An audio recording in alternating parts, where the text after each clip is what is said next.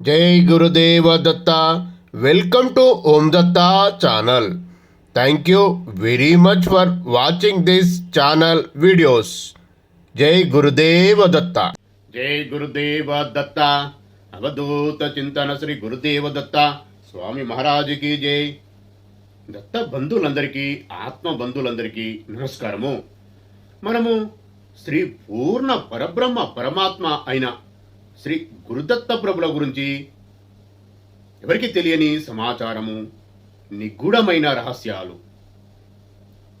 తెలుసుకొని ఆ తండ్రి ఇచ్చిన టెలిపతి ద్వారా మనకు తెలిపిన జ్ఞానము, ఆ తండ్రి ఇచ్చిన సమాచారము వలన మనము ఈ వీడియోస్ అన్ని చేసుకోవడం జరుగుతుంది. ఈ వీడియోస్ యొక్క ముఖ్య ఉద్దేశము జ్ఞాన సముపార్జన చేసుకొని దత్త యోగ సాధనకు ఎలిజిబిలిటీ వచ్చే 26 దైవిక లక్షణాలు అలవర్చుకొని రెగ్యులర్గా దత్త యోగ సాధన చేసే కొరకే ఈ వీడియోస్ యొక్క ఉద్దేశం. అదే జ్ఞాన సముపార్జన. ఈ జ్ఞాన సముపార్జనతోనే కర్మలన్నీ భస్మమవుతాయని ఆ తండ్రి అయిన పూర్ణ పరబ్రహ్మ పరమాత్మ అయిన శ్రీ గురుదత్త ప్రభులు తెలియజేసినారు. ఇది పూర్తిగా అర్థం చేసుకోగలరు. టాపిక్లోకి వెళ్దామండి. జై గురుదేవ దత్త. టాపిక్లోకి వెళ్దాము. మనము ఇంతకుముందు చేసుకున్న విషయానికి ఈ కర్మలు ఎలా తొలగించుకోవాలి, ఇది ఎక్కడి దాకా వెళ్తుంది అనే విషయంలో కొంతలో కొంత ఈ వీడియోలో కూడా మనం మాట్లాడుకునే ప్రయత్నం చేద్దాము. ఈ కర్మ బంధనాలు కాకుండా ఉండే ఉపాయం ఏమిటంటే ఆగామి కర్మలు చేసేటప్పుడు అప్పటికప్పుడు ఫలితాన్నిచ్చే కర్మలు చేయవచ్చు.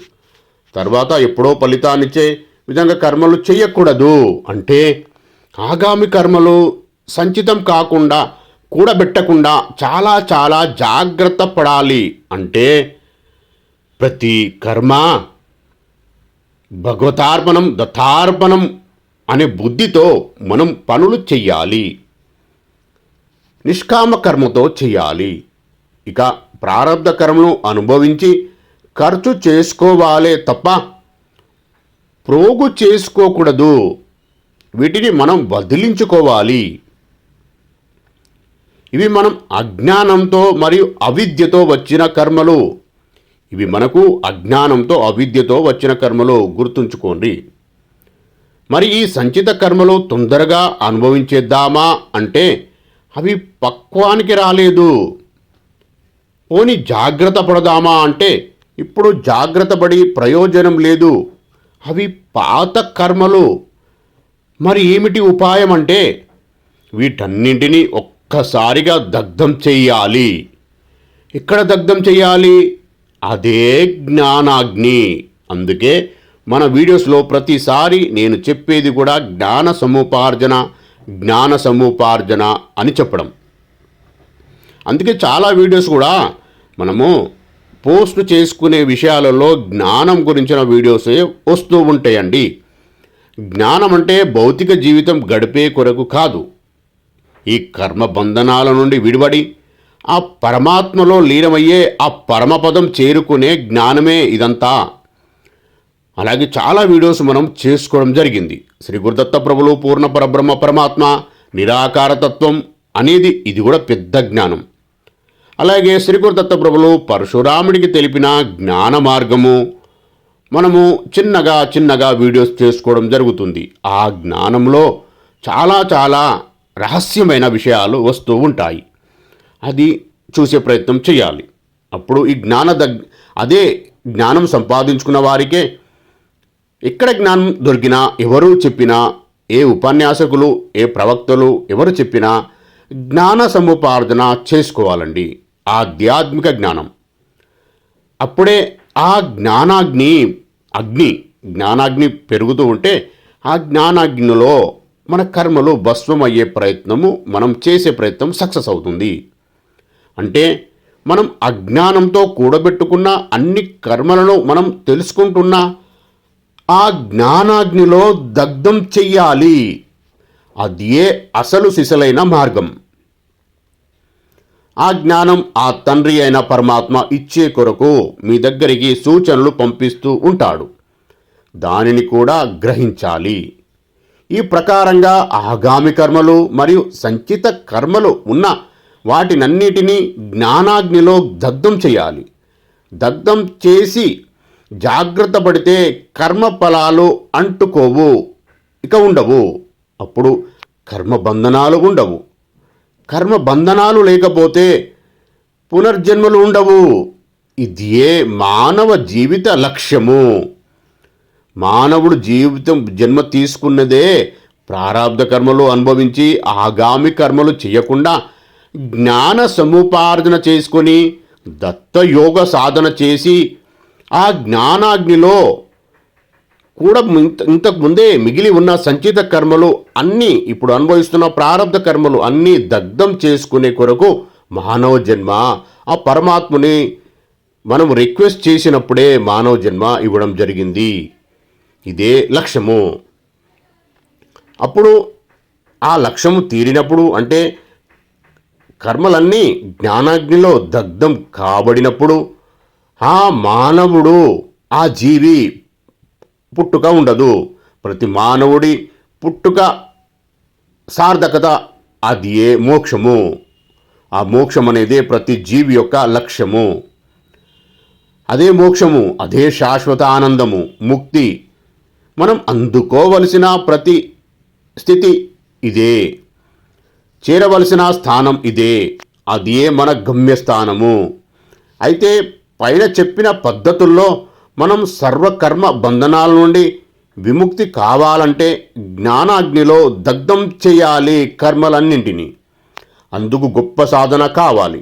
అటువంటి సాధనకు మార్గం చూపేది, ఆ మార్గం వెంట మనం చేయి పట్టుకొని నడిపించేది, లక్ష్యాన్ని చేర్చేది ఆ పరమాత్ముడైన పూర్ణ పరబ్రహ్మ పరమాత్మే.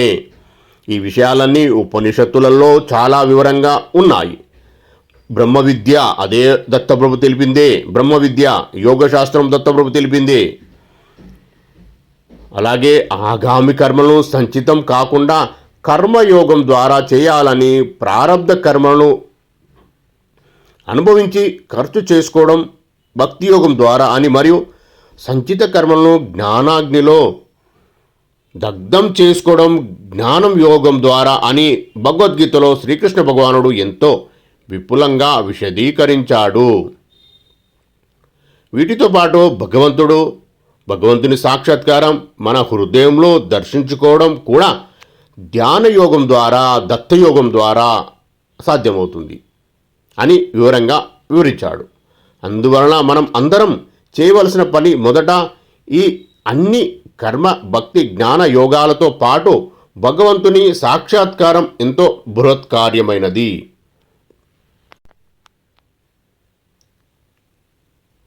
అందువలన వీటి అన్నిటితో పాటు ముఖ్యంగా ధ్యాన యోగంతో ఆ పరమాత్ముడైన శ్రీ గురుదత్త ప్రభువులను, నిరాకారతత్వాన్ని, ఆ దేవదేవుని, ఆ భగవంతుని మనం హృదయంలో దర్శనం పొందడం ఎంతో ఉత్తమోత్తమైనది.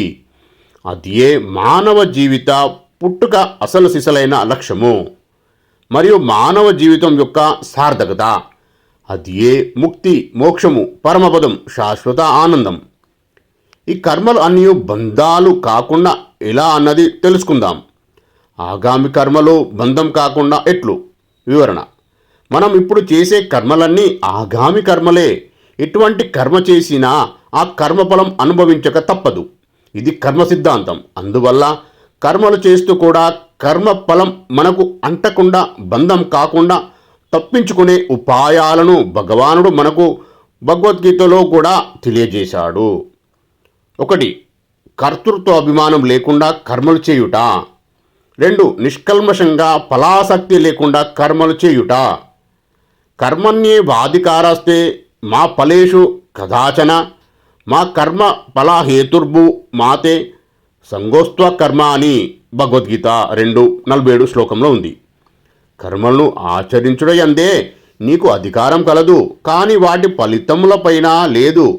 నీవు కర్మఫలములకు కారణం కారాదు, అట్లని కర్మలను చేయటం మానరాదు. ఈ విషయాలు మనం ఇంతకుముందు ఎక్కడో చాలా విని ఉంటాము. కానీ అది అర్థం చేసుకునే ప్రయత్నం లోపంలో అది మనకు రిసీవ్ కాకపోవచ్చు. అందుకనే ఈ వీడియో ప్రశాంతంగా వీక్షించండి, మీకు కొంతలో కొంత అర్థమవుతుంది. పూర్తిగా అర్థమవుతుందని నేను చెప్పలేనండి, అది నాకు సంబంధించిన విషయం కాదు, ఆ పరమాత్మునికి మీకు సంబంధించిన విషయము. మూడవది, లోక కళ్యాణం కొరకు భగవత్ప్రీతి కొరకు కర్మలు చేయుట. 4, ఈశ్వరార్పితంగా కర్మలు చేయుట. ఈ విషయాన్నే చాలామంది ఉపదేశానుసారం ప్రతి విషయంలో చెప్పడం జరిగింది. అంటే పైన చెప్పిన ప్రకారం కర్తృత్వ అభిమానం లేకుండా కర్తవ్య భావంతో నిష్కామంగా ఫలాసక్తి లేకుండా లోకహితార్థంగాను ఈశ్వరార్పితంగాను కర్మలు చేసే విధానమే కర్మయోగం అంటారు. అంటే కర్మను కర్మగా కాక కర్మయోగంగా చేయుట ద్వారా మనం చేసే కర్మలు సంకుచితం కాకుండా మనకు బంధాలు కాకుండా చేసుకోవాలి. కనుక మనం చేసే కర్మలు 1కి 2 సార్లు బుద్ధితో యోచించి శాస్త్రం ఎలా చెబుతుందో తెలుసుకొని మన మనోబుద్ధులు అందుకు అనుగుణంగా సవరించుకొని కర్మలు చెయ్యాలి. ఎక్కుపెట్టిన బాణం వంటిది ఆగామి కర్మ. ఇది చేయడం మన చేతుల్లో ఉన్నది కనుక జాగ్రత్త పడాలి, బంధాల నుండి తప్పించుకోవాలి. కనుక ఆగామి కర్మలను కర్మయోగం ద్వారా చేసి బంధాలు కాకుండా చూసుకోవాలి. ప్రారబ్ధ కర్మలు బంధం కాకుండా ఎట్లు అనేది వివరణ. జీవుడు శరీరాన్ని విడిచిపెట్టే సమయంలో అప్పటికీ ఉన్న సంచిత కర్మల్లో నుండి ఏవి పక్వానికి వస్తాయో ఆ కర్మలను ప్రారబ్ధ కర్మలు అంటారు. ఆ ప్రారబ్ధ కర్మలను అనుభవించడానికి తగిన శరీరాన్ని ధరించి జీవుడు ఈ లోకానికి వచ్చి పడతాడు. ఆ ప్రారబ్ధ కర్మలన్నిటికీ తప్పక అనుభవించాల్సిందే. అలా అనుభవిస్తూనే ఆ కర్మలు ఖర్చు అయ్యేది అనుభవిస్తూనే ప్రారబ్ధ కర్మల నుండి విముక్తి. ప్రారబ్ధ కర్మలు అంటే ధనస్సు నుండి విడివడిన బాణం వంటివి. కనుక ప్రారబ్ధ కర్మ ఫలాలను భగవత్ స్మరణతో భగవతార్పణ బుద్ధితో భక్తి యోగం ద్వారా అనుభవించి ఖర్చు చేసుకోవాలి. సంచిత కర్మలు బంధం కాకుండా ఎట్లు అనేది తెలుసుకుందాం. ఆగామి కర్మలు చేయడంలో మనకు స్వాతంత్ర్యం ఉంది కనుక కర్మయోగం అనే ఉపాయంతో ఈశ్వరార్పణంతో చేస్తాము. ప్రారబ్ధ కర్మలను భగవత్ స్మరణతో భక్తి యోగం అనే ఉపాయంతో అనుభవిస్తాము. కానీ ఇవి ఎప్పుడో ఇంతకుముందు జన్మలవి, ఇప్పుడు ఖర్చు చేద్దాం అంటే పక్వానికి రాలేదు. కనుక వీటిని అన్నింటి నుండి సంపూర్ణంగా తప్పించుకొని కర్మబంధనం లేకుండా ఉండాలంటే, మళ్ళీ జన్మంటూ లేకుండా ముక్తి పొందాలంటే, మోక్షం పొందాలంటే, శాశ్వత ఆనందం పొందాలంటే, ఆ పరమాత్మలో ఐక్యం కావాలంటే ఈ సంచిత కర్మలన్నింటినీ ఒక్కసారిగా దగ్ధం చెయ్యాలి. ఇక్కడ జ్ఞానాగ్నిలో జ్ఞానాగ్ని దగ్ధ కర్మాణం అని గీతలో శ్రీకృష్ణుడు చెప్పాడు. కనుక జ్ఞానమనే అగ్నిలో సర్వకర్మలు దగ్ధం చేయుట ఒకటే మార్గము. ఈ ఉపాయాన్నే జ్ఞానయోగం అన్నారు. జ్ఞానం అంటే నీ స్వస్వరూప రూపాన్ని తెలుసుకోవడమే జ్ఞానం. అంటే నీ యొక్క అసలు రూపమే సచ్చిదానంద స్వరూపము. అంటే నీవు ఈ మాంసకృతులతో కూడిన ఈ శరీరం కాదు, నువ్వు ఆత్మవు అయిన సచ్చిదానంద స్వరూపుడివి అని తెలుసుకోవడం. ఇలా మనలోని అజ్ఞానాన్ని రూపుమాపుకొని మన స్వస్వరూపాన్ని మనం గ్రహించినప్పుడు అప్పుడు సర్వ భయాల నుండి బంధాల నుండి సంచిత కర్మల నుండి విముక్తి పొందడమే ముక్తి, అదే మోక్షం. ఇలా స్వస్వరూపాన్ని తెలుసుకోవడమే జ్ఞానం. ఆ జ్ఞానం వల్ల జ్ఞానాగ్ని పుడుతుంది. ఆ జ్ఞానాగ్నిలో సర్వకర్మలు దహించుకుపోతాయి. తెలుసుకున్నంత మాత్రాన దగ్ధమైపోతాయి అన్న సందేహం వలదు, తప్పకుండా దగ్ధమైపోతాయి. ఇంకా మనం జన్మలు సంపాదించుకున్న పుణ్యఫలాన్ని ఎలా తుడిచిపెట్టుకుపోతాయో ఒక వీడియోలో ఇంతే అండి. మళ్ళొచ్చే వీడియోలో దీనికి కొనసాగింపుగా దుష్కర్మలు మరియు పుణ్యకర్మలు కూడా ఎలా మనము క్లియర్ చేసుకోవాలనే విషయం మాట్లాడుకుందాం. ఇంత మంచి వీడియోని చేసుకునే అదృష్టం కలిగించినందుకు శ్రీ పూర్ణ పరబ్రహ్మ పరమాత్మ అయిన శ్రీ గురు దత్తప్రభులకు కోటి కోటి సాష్టాంగ దండ ప్రమాణాలు, కోటి కోటి కృతజ్ఞతలు.